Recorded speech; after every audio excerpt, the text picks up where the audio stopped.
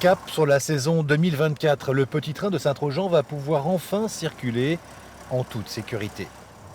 C'est un ouf de soulagement pour cette année. On a reçu en début de semaine dernière l'autorisation préfectorale qui valide d'une part les travaux qui ont été commencés et surtout qui nous autorise à continuer et à poursuivre afin de les terminer, consolider tout. François, le gérant, était encore il y a quelques jours sous le coup de la loi. Il risquait jusqu'à 2 ans de prison et 75 000 € d'amende pour avoir débuté des travaux de sécurisation de sa voie ferrée sans autorisation préfectorale.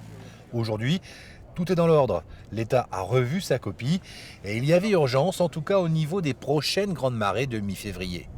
C'était bien entamé, comme on peut le voir, mais n'étant pas fini, eh bien, il suffit d'avoir des gros coefficients, une houle un petit peu forte, une mini-tempête, et puis tout ce qui a été fait, ça partait à la mer. Donc c'est quand même pas le but, parce que l'objectif maintenant, c'est de terminer effectivement ces travaux, qu'on soit en sécurité pour toute la saison à venir.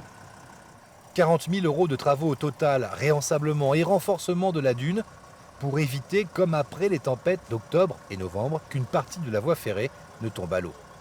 Essayer d'assolider un petit peu cette dune, qui est très compliquée parce que dans le sable, pour pieuter, c'est pas évident.